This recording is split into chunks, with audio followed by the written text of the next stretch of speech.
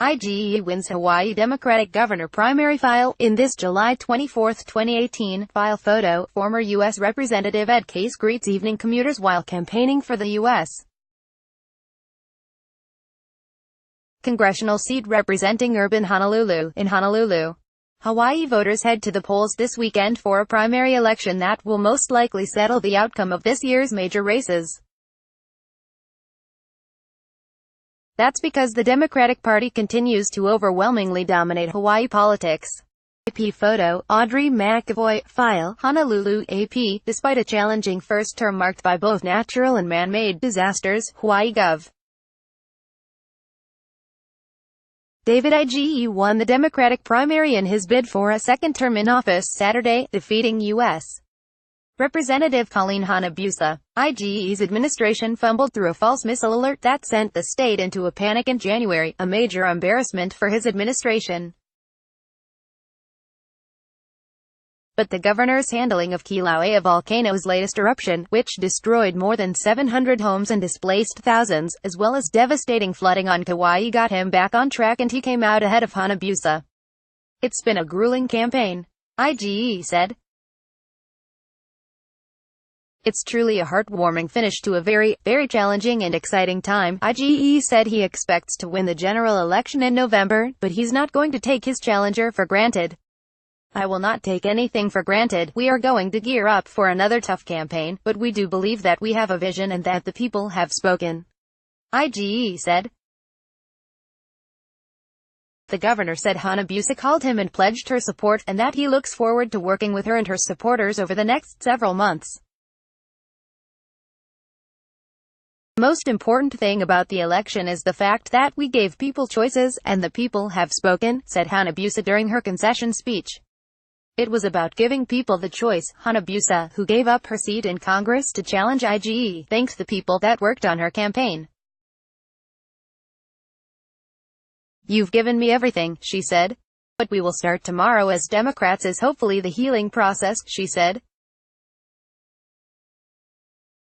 "I will be there." Former Congressman Ed Case emerged from a crowded field to win the Democratic Party primary in the hopes of filling Hanabusa's spot in Congress. The 65-year-old fiscal conservative defeated 5 other major candidates including Lieutenant Gov. Doug Chin, who is the architect of Hawaii's legal battle against President Donald Trump's travel ban. "I think voters want Washington to work again. That's the #1 issue," said Case. "I was clearly saying, we need to fix Washington and we need to work together, and that message clearly resonated with many voters." He'll face Cam Cavasso, a former state representative who previously ran unsuccessfully for U.S. Senate. Cavasso won the GOP primary. The winner of the Democratic primary is almost guaranteed to win in the general election in Hawaii. Ige campaigned on his efforts on increasing affordable housing and addressing the state's homeless problem. Hawaii has had the highest rate of homeless per capita in the nation for many years and is one of the most expensive places to live in the country. The next governor will also face the aftermath of Kilauea volcano's latest destructive eruption that began in May. Most of the residents displaced by the lava flows did not have insurance that would cover lava damage. The volcano is also the most visited tourist site in the state, and the decline in visitors has caused a ripple effect throughout the local economy. And despite better relations between the United States and North Korea, Hawaii is still a strategic military outpost in the Pacific that could be the target of foreign military threats. Daryl Chong, a Republican who works in the medical field in Honolulu, voted for Ige, a Democrat, in Saturday's gubernatorial primary. "I think he is thoughtful and he does what he thinks is right," Chong said. Some in Hawaii have been critical of Ige's response to the false missile alert, but Chong, 64, said he doesn't see the governor as being ultimately responsible. "There's deficiencies in all the departments," Chong said of the emergency department that sent the alert. "I didn't blame Ige for it." Chong said he knows the Republican nominee doesn't have much of a chance in November, which is why he voted on the Democrat side.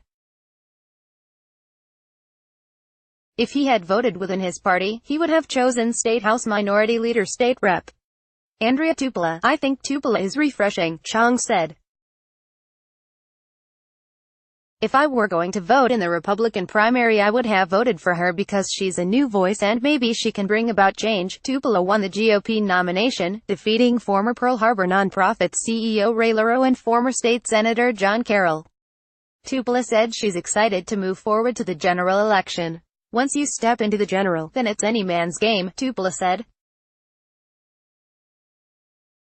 It's not a party thing, it's look at the best candidate and make your best vote, Tupola said. One of her primary focuses as governor would be to address affordable housing and to fight for Native Hawaiians to get the opportunity to use land set aside for them decades ago. But, IGE will likely get the job the general election. Hawaii has had only 2 Republican governors since it became a state, and the vast majority of island's residents consistently vote blue. Ginger Boots, 26, a Democrat, voted for Hanabusa. As she left her polling place Saturday with her daughter, Catalea, 3, Boots said she liked that Hanabusa was fighting for women's rights and that was a major factor for her. I like that she fights for women's rights, she said. I do think that she will speak up more for us. With IGE he was very quiet. Copyright 2018 The Associated Press. All rights reserved. This material may not be published, broadcast, written or redistributed.